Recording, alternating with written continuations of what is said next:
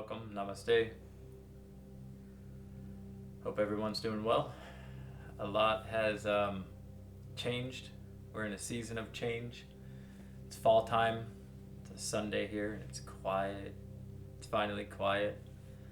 I wish I had more time to make videos like this for y'all, but man, life gets busy. It's all blessings and everything's going okay. I wanted to talk about impermanence and grief a little bit. I try and share my experiences of life through here in hopes that if somebody needs it, they can benefit from it or relate or at least take the time and do the meditation and find their own truth.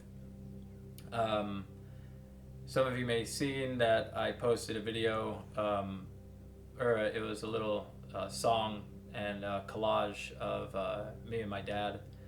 My dad had passed away in June, so just a few months ago, and I'm still going through that process.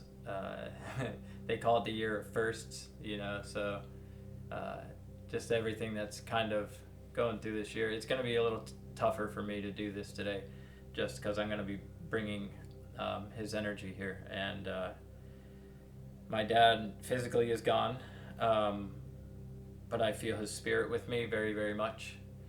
That the video, the song that I posted was a song that he wrote for his church a few years ago. Actually, I don't know for sure, but I think it was a song he wrote, but then he modified the lyrics for the church, and then he remodified the lyrics again for that recording. I took that video, or I took the recording of the audio right when I found out that he was diagnosed with cancer, and he was not too sick at the time, but it was very hard for him to do that. So, I told him why I was recording it, and, in hopes that it could touch the hearts of other people. So he did that out of an act of service. He did not want to record it that day. But it's been, what I did then too is I took that recording and then I put the drums over it, and, it came together after he passed away. I just had it sitting on my computer, and it was very difficult to listen to, after he had left the body. And I sat by my drums and I put it on and I played along to it. And it was a whole thing, but it was, hopefully you enjoyed that. The truth of it is that nothing that we have is going to be forever. And it's like the hardest truth to find peace with is that everything is constantly changing and moving, and everyone that we love, we're all getting older, and I'm not the same person I was last year. I have a 6-year-old. She changes constantly. So you get to see the going out, the coming in, and can we be present to that, though, is the greatest question.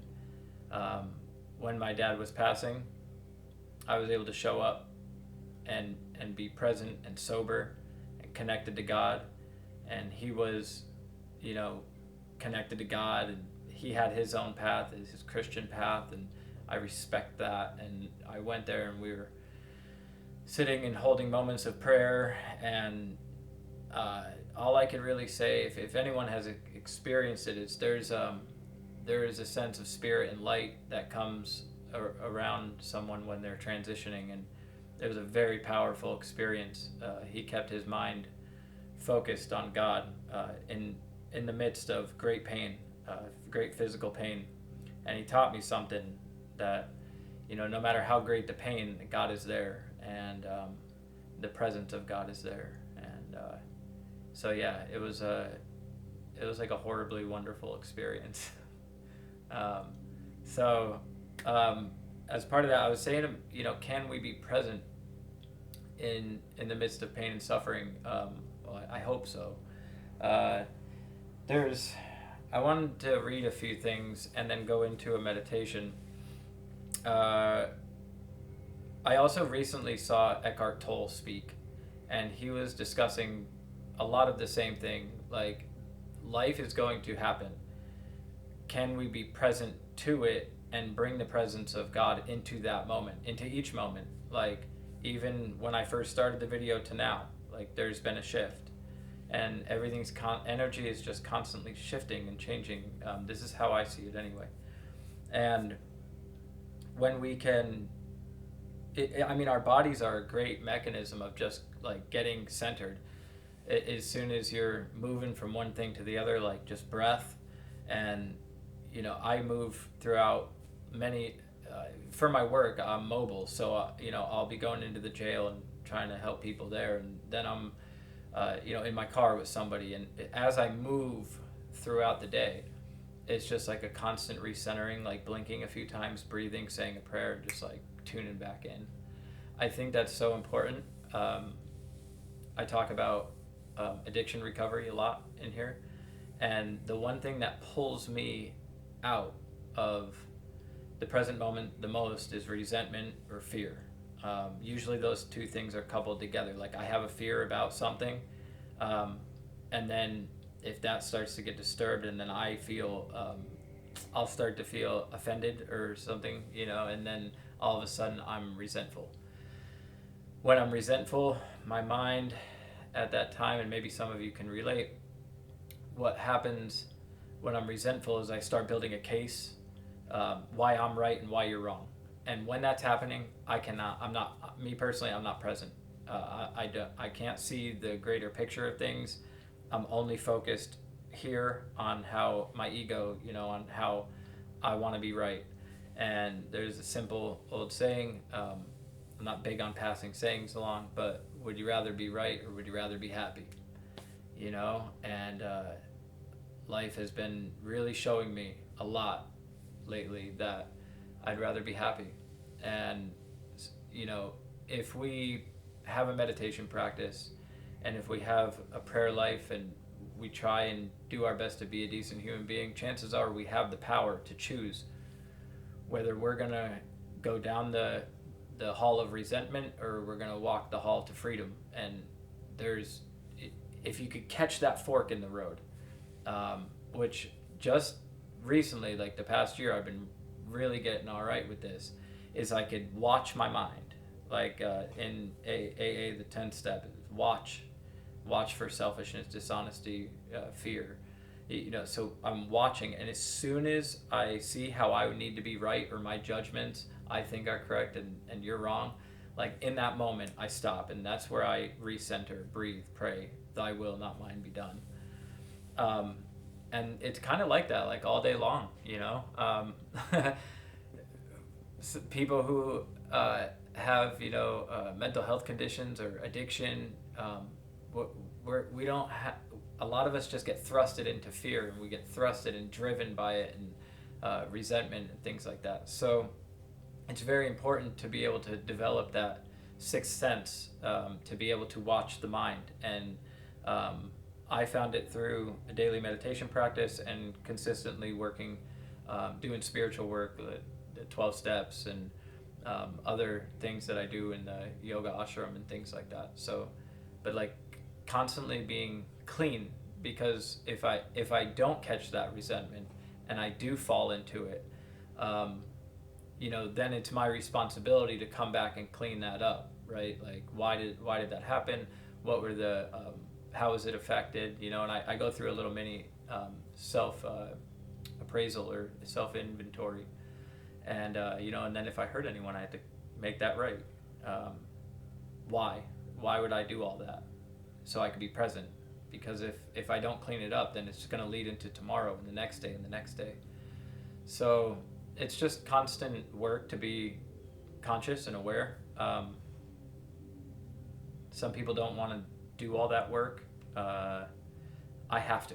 I don't know any other way to live happily, peacefully. So anyway, let's get into the readings. All of it ties into what I was just saying. Now, when I said like a moment ago that like for me, I have to do these things, because if I don't, then I'm going to start living off the ego. And if I start living off the ego, the truth based off of my past experiences is I do something to get away from that, whether that's drinking or, just conduct that soothes my ego instead of doing what is good for my spirit. So when it comes to resentment, I just wanted to read this one little line from from Alcoholics Anonymous. It says, "Resentment is the number one offender. It destroys more alcoholics than anything else. From it stems all forms of spiritual disease. For we have not only been mentally and physically ill, we have been spiritually sick. When the spiritual malady is overcome, we straighten out mentally and physically."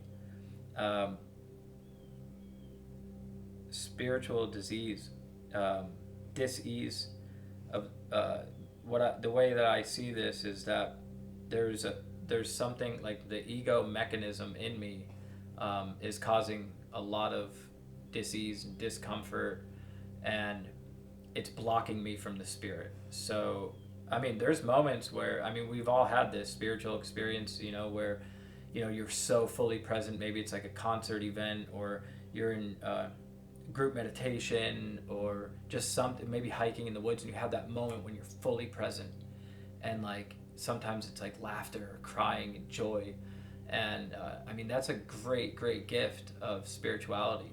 And when I'm resentful, I can't feel that, and when I'm shut off from that, I'm shut off from life, I'm shut off from myself, I'm shut off from God, and I just don't want to live.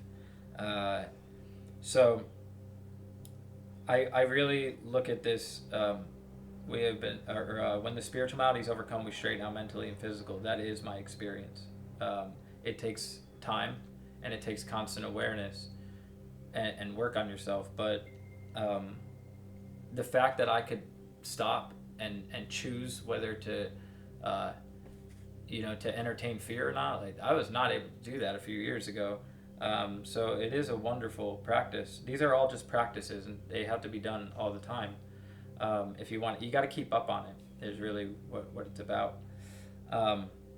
So I'm going to relate two things. So like that's what AA is saying about resentment.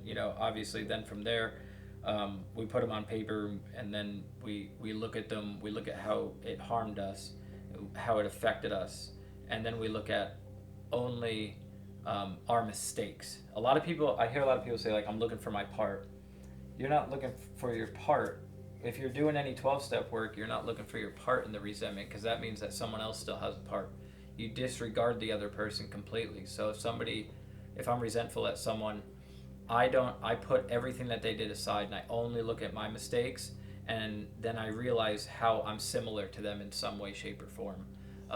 Like, for instance, if someone's drinking and they're acting ridiculous, and I'm like, what is wrong with that person? And I start getting resentful about that.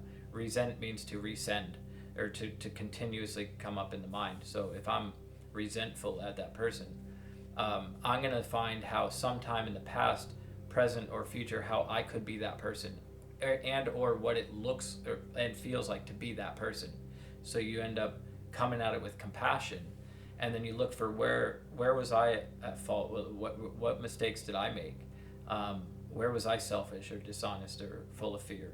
So that is the way that then I move through a resentment, is I look for the similarities, and I try and see what it's like to be that person in the moment. Not easy, but doable. It can be done. It takes a lot of practice. This was, I'm doing a little bit more talking today. I don't get on here a lot. I'm trying to get on here like once a season. So I'm just kind of going through a bunch of things that have been on my mind lately. This book was given to me by my dad. When he was passing, he gave me his Bible and this daily meditation book. And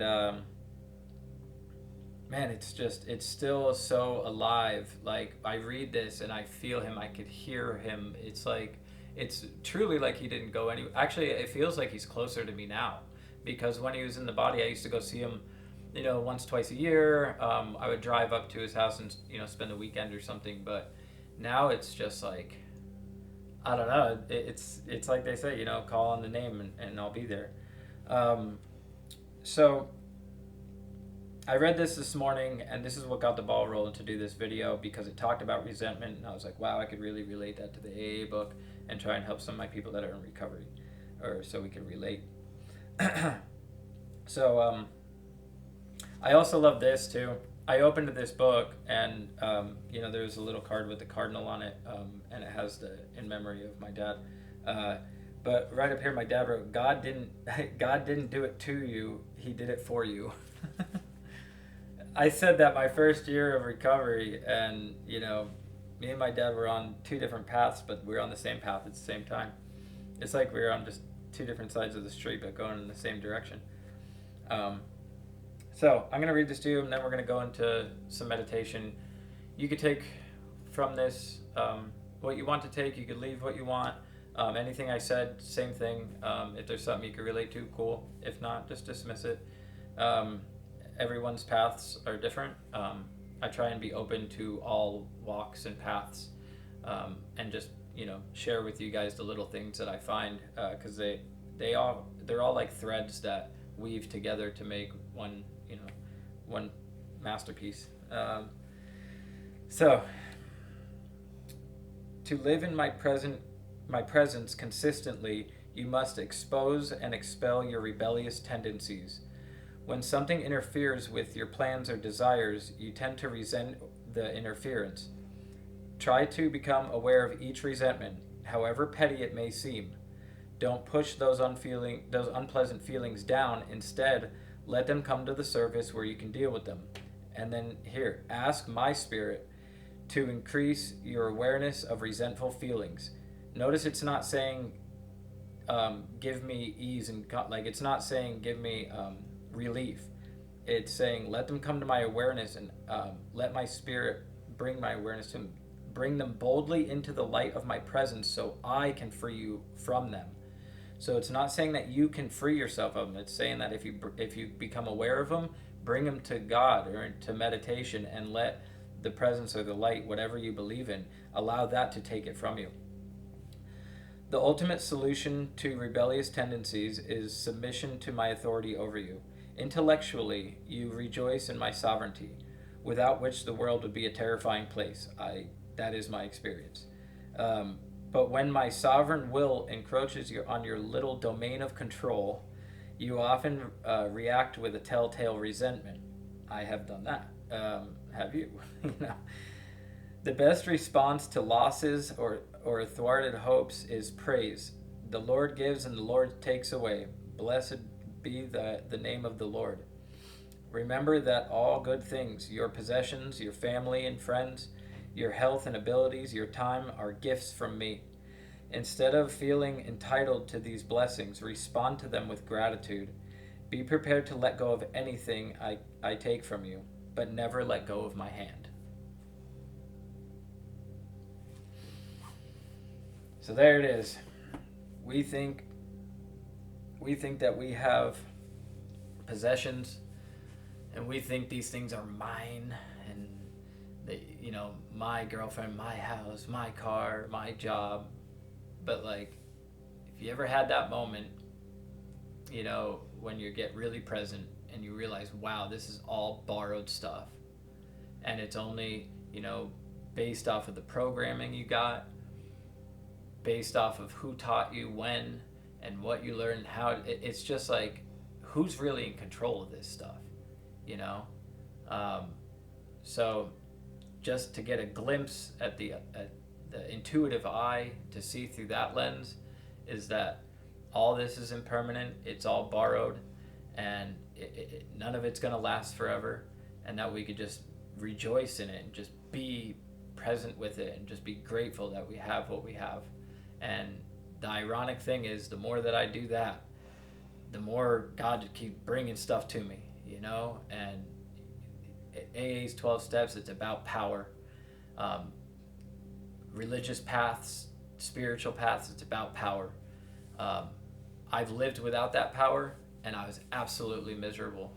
I wanted to kill myself. I was trying to drink myself to death, drugs, anything, just to escape, for even a glimpse what the hell I was creating for myself, trying to live my life on my own will. And now when I practice these things, I become super grateful. I have these moments where I'm crying and laughing at the same time. I have friends and people all around me that, and it's just a beautiful thing to experience. Um, Even to the point of having all those things and then becoming attached to all those things. And then again, thinking that they're mine, I'm going to lose them. And yeah, enjoy it now. All of it now. Because it's not going to be forever, you know?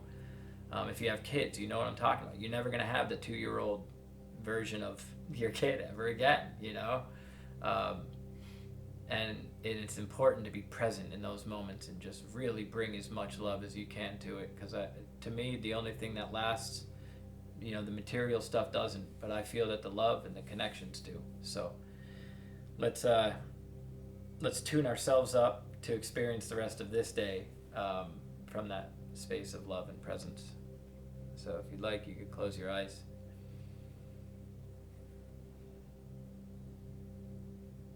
Come home to your own beingness. Letting go of that which you think you are and that which you think you know. To have an open mind and an open heart and a new experience here, today, in each present moment.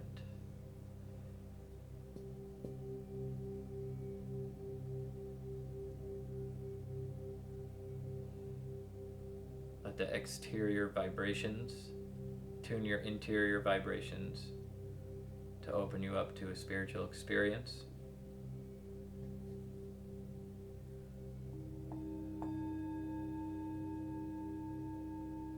To feel the sacredness of your breathing.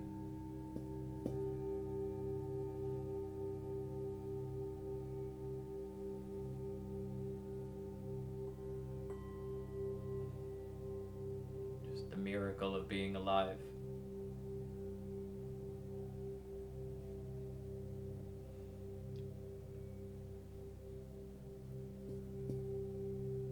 Start directing the breath down into your belly,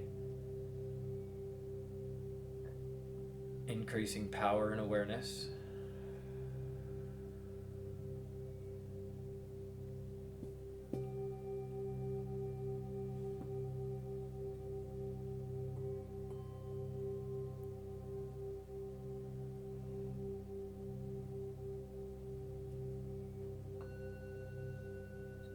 Begin to watch the mind, if possible.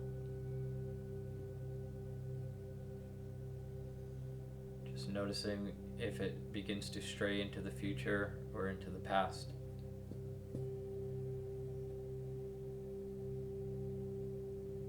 And then have your tool handy, breath, whatever it is, mantra, one of the names of God. Tuning back into the sound, whatever works.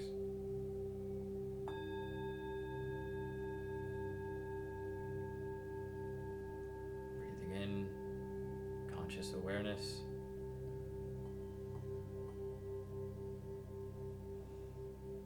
Exhaling, bringing peace, abundance, and love.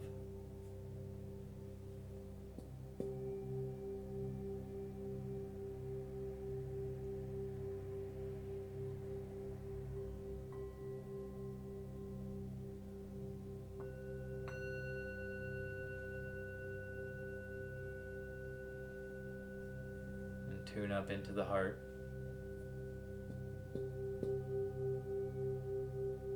Nice deep sacred breath into the heart.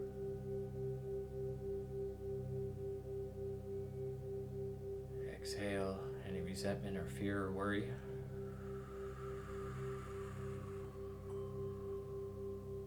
Inhaling conscious awareness.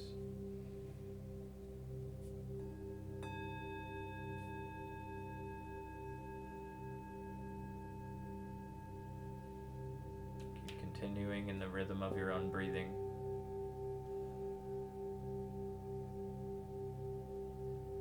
Allowing the sounds to take you deeper into your being.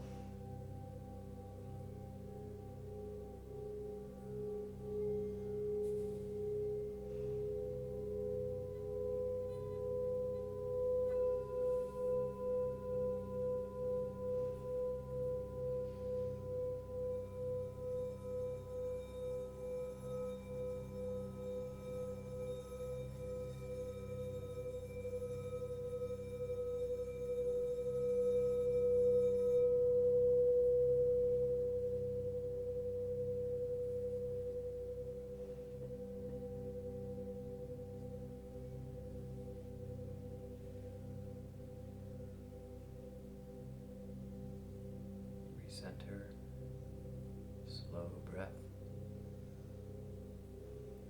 expanding awareness.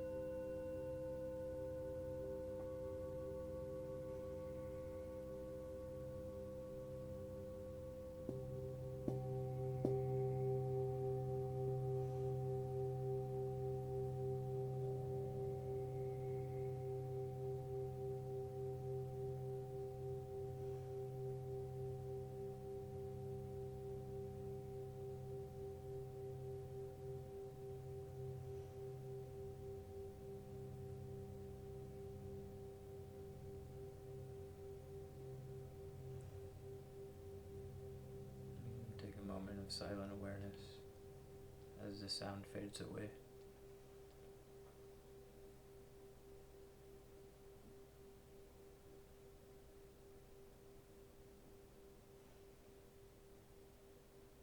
Allowing any lingering thoughts to fade away with the sound.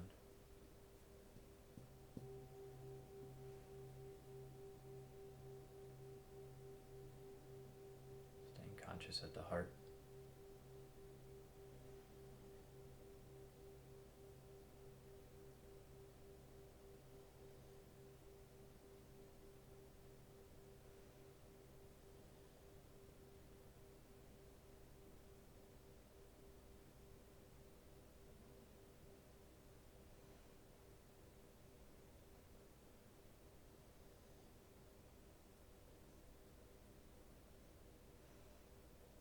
Allow the breath to be soothing,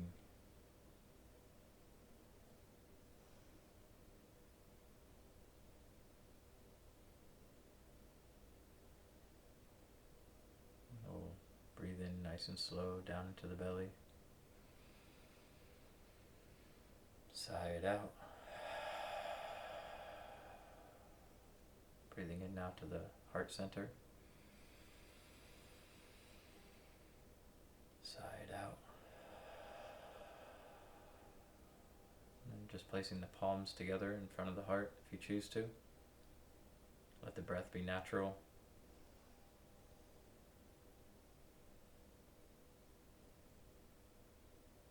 Just feel the energy of the body.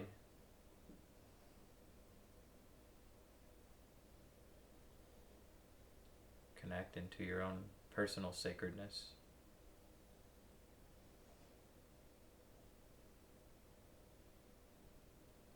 And if you'd like, take a moment to do any prayer or connection to whatever you choose to pray to.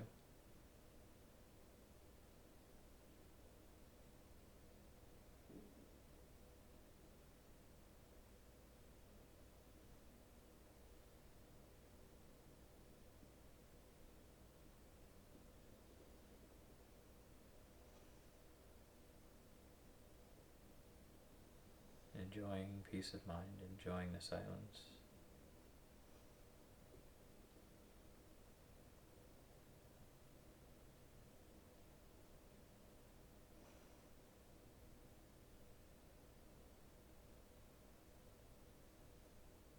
And when you're ready, if you'd like to join me in one Om or just humming, just to feel your internal vibration.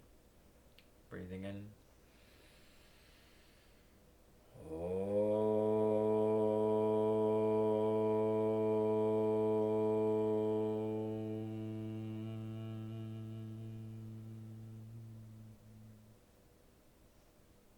Thank you all so much for coming on here. Thank yourself for showing up, for sitting down, for getting quiet for a little while. Depending on the stage of development you're in, that could be very difficult to sit. So if you did, I honor that. If you've been meditating for a little while, still depending on how you are currently, it could be difficult, but there does come a time where it's almost like a necessity. I have to come home, I have to sit and be for a few moments, So thank you guys for encouraging me to sit down and go a little deeper. I had already done my meditation practices, so this was just a way for me to serve. So anyway, I hope you're all well out there. Till next time, hopefully it'll be sooner than later. Take care of yourself and try and appreciate the things that you have. Namaste.